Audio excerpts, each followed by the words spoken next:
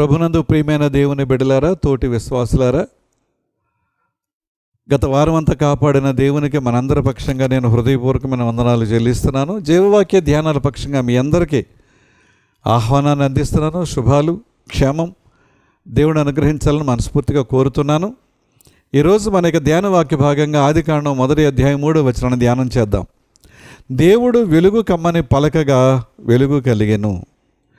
వెలుగు మంచిదయ్యుండినట్లు దేవుడు చూచెను, వెలుగును చీకటిని వేరుపరిచెను. ప్రార్థన. కృపగలిగిన మా తండ్రి, మీ వాక్యాన్ని ధ్యానం చేస్తున్నాను. నా నోటి మాటలు, మా అందరి హృదయ ధ్యానములు మీ దృష్టికి అంగీకారయోగ్యంగా చేయమని యేసు నామమున అడుగుచున్నాం తండ్రి, ఆమేన్. ప్రియులారా, వెలుగు దేవుని యొక్క సృష్టిలో మొదటిది, లేకపోతే ప్రథమ ఫలం అనుకుందాం. ఆయన చేసిన వాటన్నిటిలో కూడా వెలుగు మొట్టమొదటిది. దేవుడు ఎందుకు వెలుగును చేయాల్సి వచ్చింది? ఆయనే వెలుగు కదా. ఆదికాండం 1వ అధ్యాయం 1వ వచనం చూసినప్పుడు చాలా శ్రేష్టమైన మాట మనకి కనిపిస్తుందండి. 1వ అధ్యాయం 1వ వచనం మనం చూస్తే చాలా శ్రేష్టమైన మాట అక్కడ మనం చూస్తామండి. ఆది యందు దేవుడు భూమి ఆకాశములను సృజించెను. ఓకే. 2వ వచనం, భూమి నిరాకారముగాను శూన్యముగాను ఉండెను, చీకటి అగాధ జలములపై కమ్మియుండెను, దేవుని ఆత్మ జలములపై అల్లాడుచుండెను.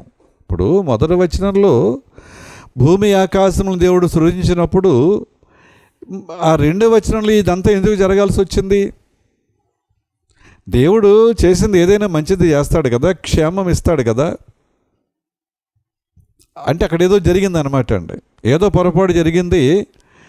ఆయన చేసిందంతా కూడా తలకిందులు అయిపోయేలాగా ఏదో జరిగింది అనమాట అండి. అది ఎప్పుడు ఇంకోసారి ధ్యానం చేద్దాం టైంను బట్టి. అయితే చీకటి అగాధ జలములపై కమ్మెను. చీకటి కమ్మడానికి వీల్లేదు, ఆయనే వెలుగు కదా. చూద్దాం ముందుకు వెళ్ళినప్పుడు. కనుక ఇప్పుడు ఆ చీకటిని తొలగించడానికి దేవుడు వెలుగును కమ్మని పలకగా వెలుగు కలిగెను. వెలుగు మంచిదయ్యుండినట్లు దేవుడు చూచెను, వెలుగును చీకటిని వేరుపరిచెను. ప్రియమైన వాళ్ళారా, యోబు గ్రంథంలో 38వ అధ్యాయం 19 నుంచి 20 వచనాలు, ఆ 2 వచనాలు మనం గమనిస్తే, వెలుగు నివసించు చోటునకు పోవు మార్గమేది? చీకటి అనే దాని ఉనికి పట్టు ఏది? దాని సరిహద్దునకు నీవు వెలుగును కొనిపోదువా? దాని గృహమునకు పోవు త్రోవలను నీ వెరుగుదువా? ఆయన అడుగుతున్నాడు. ఎక్కడికి వెళ్తావు? ఎలాగా? దాని యొక్క మూలం ఏంటి? నువ్వేం తెలుసుకుంటావు? కనుక ఒక విషయం జ్ఞాపకం చేస్తున్నాను. మనం ఏదైతే ఇప్పుడు చూస్తున్నామో వాటన్నిటిలో కంటే ముందు దేవుడు వెలుగును చేశాడు. దేవునికి వెలుగు చీకటి ఒకటే. ఆయనకేమీ వెలుగులో కనపడింది చీకటిలో కనపడింది అంటూ ఉండదండి. అన్నీ ఒకటే ఆయనకి. కానీ వెలుగును ఎందుకు చేయాల్సి వచ్చిందంటే, దేవుని పని మనం చూడాలంటే మనకి వెలుగు కావాలి. దేవుని పని మన కళ్ళతో మనం చూడాలి అంటే వెలుగు కావాలి. చీకట్లో మనం చూడలేం. కనుక ఇప్పుడు దేవుడు వెలుగును చేశాడంటే, ఎందుకు చేశాడంటే ఆయన పని మనం చూడడం కోసం. అంటే మనం చూస్తున్న ప్రతి దానిలో దేవుని పనితనాన్ని గుర్తించాలి, ఆయన యొక్క తెలివిని జ్ఞానాన్ని గుర్తించాలి. ఆయన ఇది దేని కొరకు చేశారు, దీనిని దేని కొరకు సృష్టించారు, ఇది ఎవరి కొరకు చేశారు, దీనివల్ల మేలేంటి, లాభం ఏంటి అనే దాని విషయంలో అనుక్షణం మనం ఆ పని, ఆ కార్యం, లేకపోతే ఆ సృష్టి దేవుని ఔన్నత్యానికి ఆరోపించి దేవునిని గణపరిచే బిడ్డలుగా ఉండాలి అనేది మనం జ్ఞాపకం చేసుకోవాలి. యోహాను సువార్త 3వ అధ్యాయం 21వ వచనంలో, సత్యవర్తనుడైతే తన క్రియలు దేవుని మూలముగా చేయబడి ఉన్నవని ప్రత్యక్షపరచబడినట్లు వెలుగునొద్దకు వచ్చును. బాగా గమనించండి. ఇప్పుడు నేను చెప్పిందంతా ఈ వాక్యంలో ఇమిడి ఉందండి. సత్యవర్తనుడైతే తన క్రియలు దేవుని మూలముగా చేయబడి ఉన్నవని ప్రత్యక్షపరచబడినట్లు వెలుగునొద్దకు వచ్చును. వెలుగెవరు? వెలుగునొద్దకు వచ్చును, కరెక్టే. వెలుగెవరు? హూ ఈజ్ లైట్ అనే ప్రశ్న మనం వేసుకుంటే యోహాను రాసిన మొదటి పత్రిక 1వ అధ్యాయం 5వ వచనంలో ఒక సమాధానం చూస్తాం. దేవుడు వెలుగై ఉన్నాడు. వెలుగు ఎవరు? దేవుడు వెలుగై ఉన్నాడు. ఆయన యందు చీకటి ఎంత మాత్రమునూ లేదు. దేవుడు వెలుగై ఉన్నాడు, ఆయన యందు చీకటి ఎంత మాత్రమూ లేదు. మరి చీకటి ఎందుకు వచ్చింది? ఆ మొదటి వచనానికి, ఆదికాండం 1వ అధ్యాయం 1వ వచనానికి 2వ వచనానికి తేడా ఇంకెప్పుడో చెప్పుకుందామని చెప్పాను, చూసారా? అంటే ఈ చీకటి అనేది సాతాను పని, సాతాను వాని అనుచరుల పని. వాళ్ళు ఆ చీకటిని చేస్తారు, చీకటిగా చేస్తారు, అంధకారంగా తయారు చేస్తారు. కానీ తిరిగి మరలా దేవుడు వెలుగు చేస్తే ఆ చీకటి పోయి వెలుగు వస్తుంది. కనుక వెలుగు ఎవరు అనే మాటకి సమాధానం. అలాగే యాకోబు పత్రిక 1వ అధ్యాయం 17వ వచనం చూస్తే అక్కడ దేవుణ్ణి జ్యోతిర్మయుడు అని రాశారండి. యాకోబు పత్రిక 1వ అధ్యాయం 17వ వచనంలో దేవుణ్ణి జ్యోతిర్మయుడు, ఇంగ్లీష్ బైబిల్లో ఫాదర్ ఆఫ్ లైట్స్ అని ఉంటుంది. ఫాదర్ ఆఫ్ లైట్స్ అని ఉంటుందండి. అంటే ఈ వెలుగు అంతటికి ఆయనే తండ్రి. వెలుగు అనేదానికి ఆయనే తండ్రి, వెలుగు అనేదానికి ఆయనే సృష్టికర్త. ఫాదర్ ఆఫ్ లైట్స్, జ్యోతిర్మయుడు అనే మాట అక్కడ మనం చూస్తాం. తిమోతికి రాసిన మొదటి పత్రిక 6వ అధ్యాయం 16వ వచనం చూస్తే సమీపింపరాని తేజస్సులో ఆయన మాత్రమే నివసించును. సమీపింపరాని తేజస్సులో సూర్యుని తీక్షణంగా తదేక దృష్టితో చూస్తే మనం కళ్ళు పోగొట్టుకున్నట్టే, చూపు పోగినట్టే. కనుక సూర్యుని నేరుగా మనం చూడలేం. ఆయన చేతి పని అయిన సూర్యుడినే నేరుగా సూటిగా ఎక్కువసేపు చూడలేని పరిస్థితుల్లో దేవుని ఎవరు చూడగలరు? అందుకని ఎంత చక్కగా రాశారు పౌలు గారు, సమీపింపరాని తేజస్సులో ఆయన మాత్రమే నివసించును, ఆయన అమరత్వము కలిగిన వాడై ఉన్నాడు. ఆయనకి చావు లేదు, ఎప్పటికీ ఆయన ఉంటాడు. నిన్న నేడు నిరంతరము ఏకరీతిగా ఉన్నవాడని చెప్పారు. కానీ ఆయనకి అసలు ఆ చావు అనేది లేదు. అమరత్వము లేనివాడు, అమరత్వము గలవాడై ఉన్న.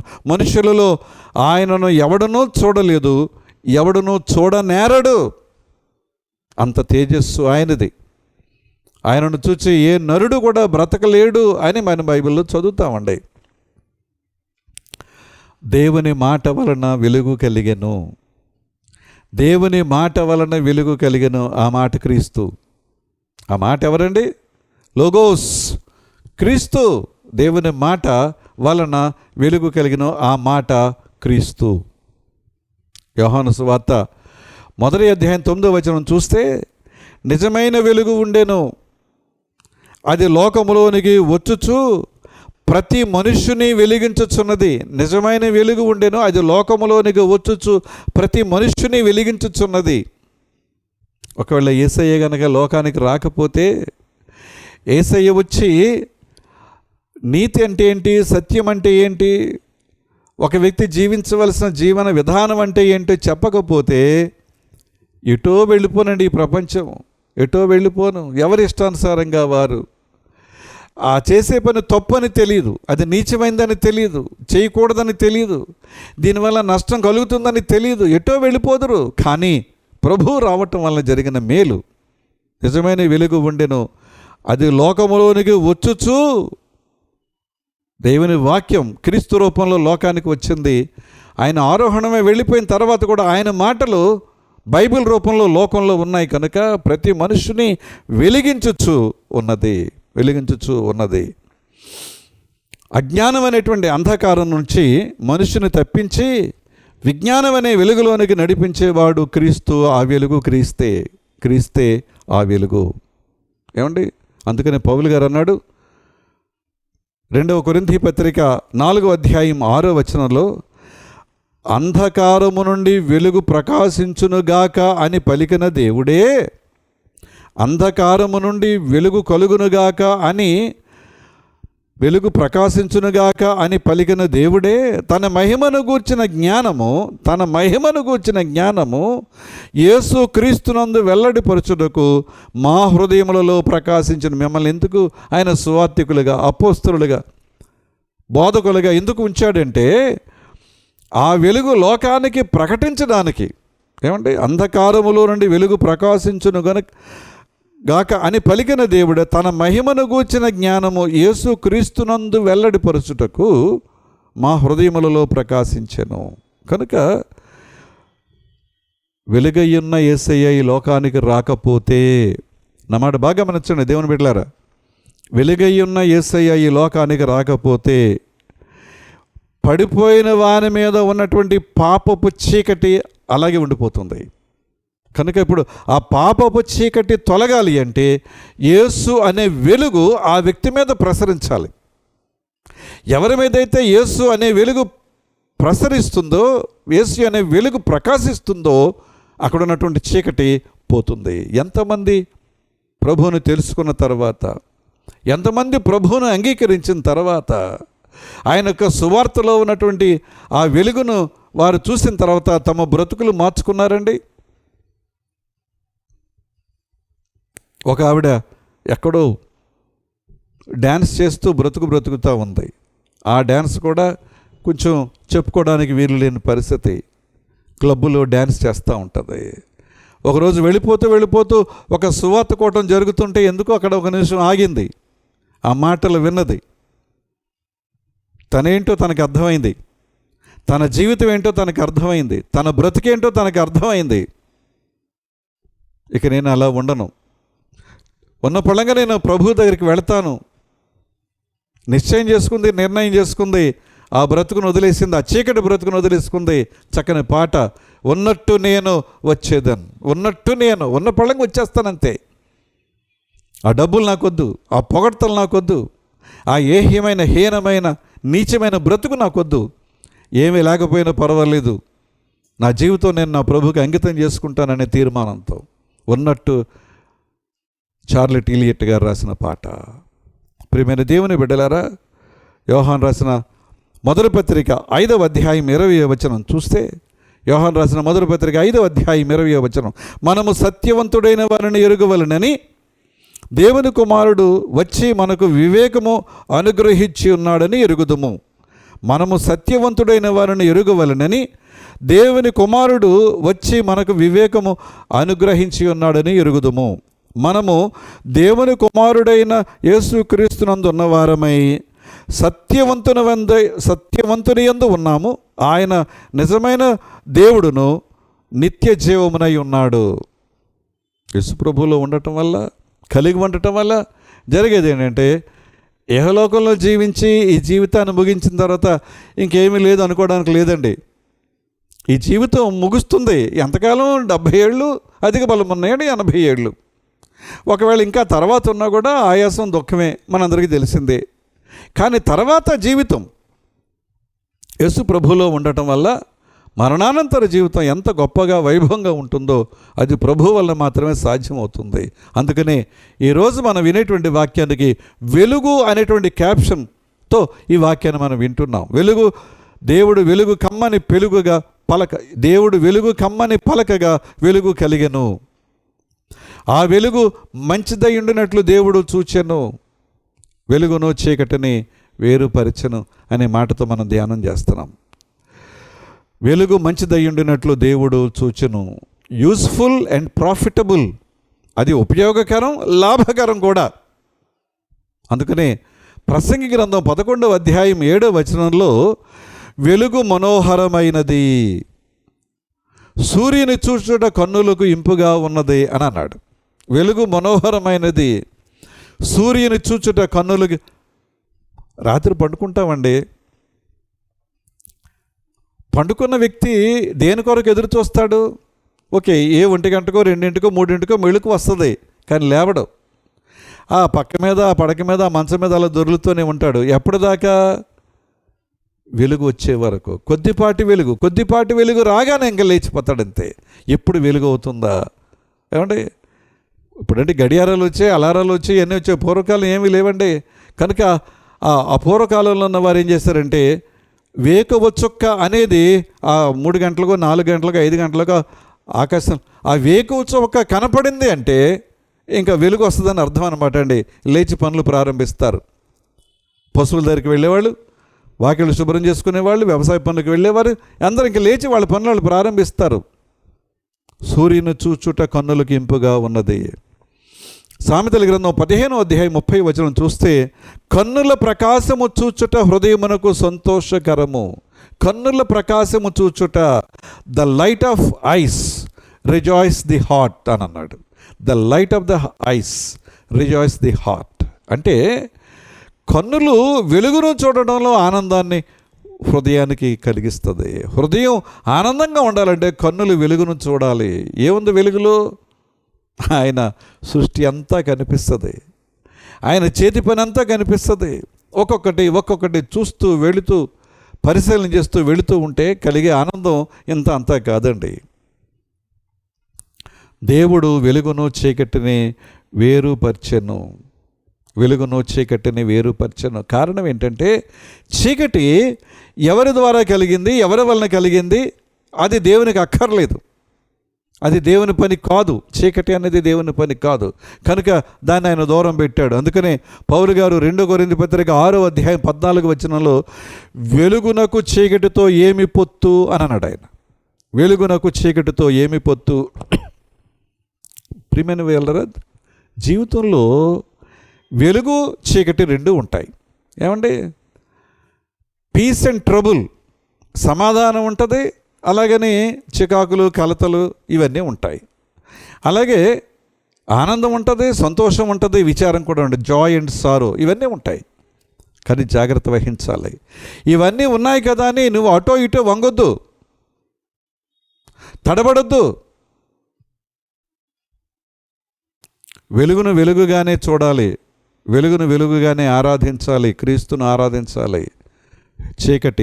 చీకటి పనుల జోలికి వెళ్ళొద్దు, చీకటి కార్యాల జోలికి వెళ్ళొద్దు, చీకటి ఆలోచనలు హృదయంలోకి రానివ్వద్దు.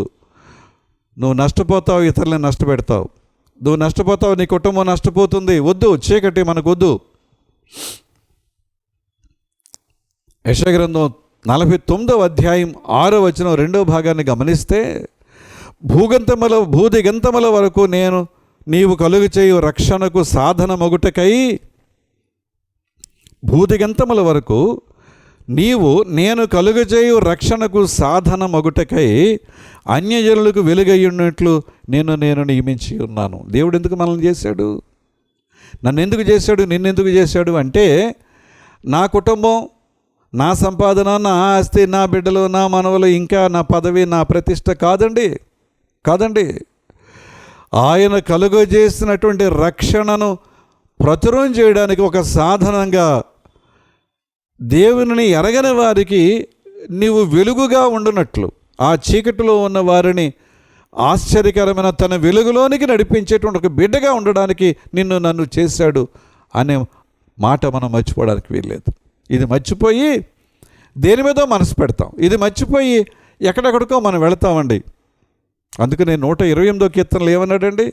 యెహోవా యందు భయభక్తులు కలిగి ఆయన త్రోవల యందు నడుచువారు ధన్యులు. ముందు ఆ పని చేయి, భయభక్తులు కలిగి ఆయన మార్గంలో నడిచే ప్రయత్నం చేయి.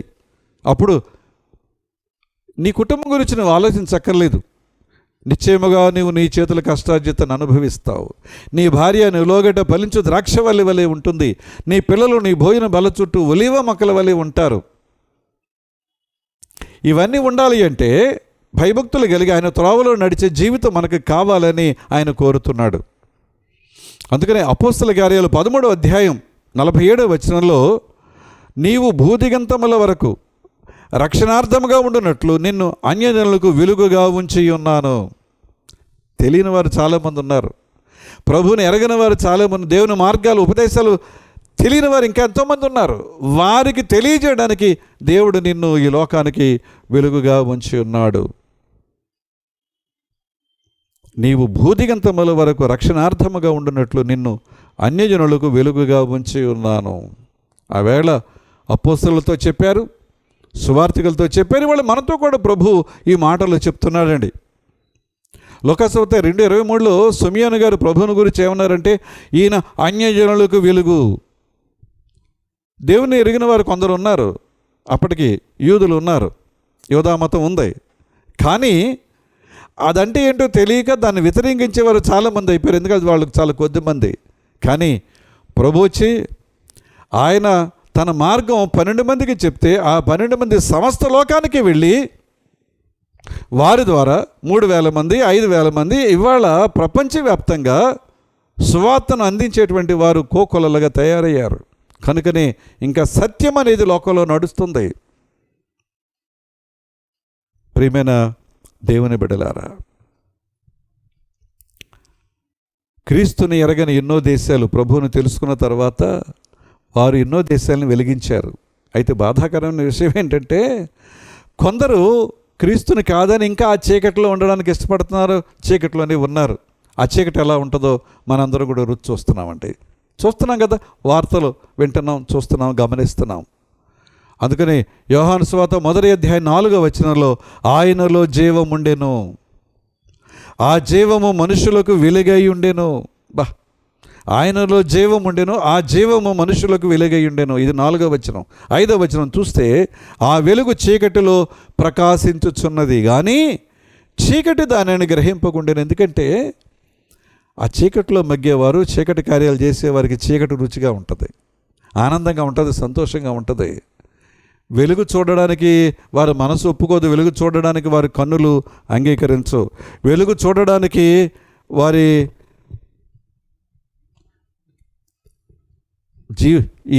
ఇక్కడ ఉన్నటువంటి వాటిని ఏమంటారంటే ఇంద్రియాలు, పంచేంద్రియాలు ఉన్నాయి చూసారా, ఒప్పుకోదు. కనుక ఆ చీకటిలాగానే ఉండిపోవడానికి వారు ఇష్టపడతారు. ఏమండి, తెలిసి నేను చెప్పేది ప్రభుని ఎరిగిన వారి గురించి చెప్తున్నానండి. తెలిసి తప్పులు పాపం చేస్తూ ఉంటే రోమా 1:19 అంటాడు, ఎందుకనగా దేవుని గూర్చి తెలియశక్యమైనదేదో వారి మధ్య విశదమై ఉన్నది. ఏది దాపరకం లేదండి, దేవుని గురించి చక్కగా తెలియపరచబడింది.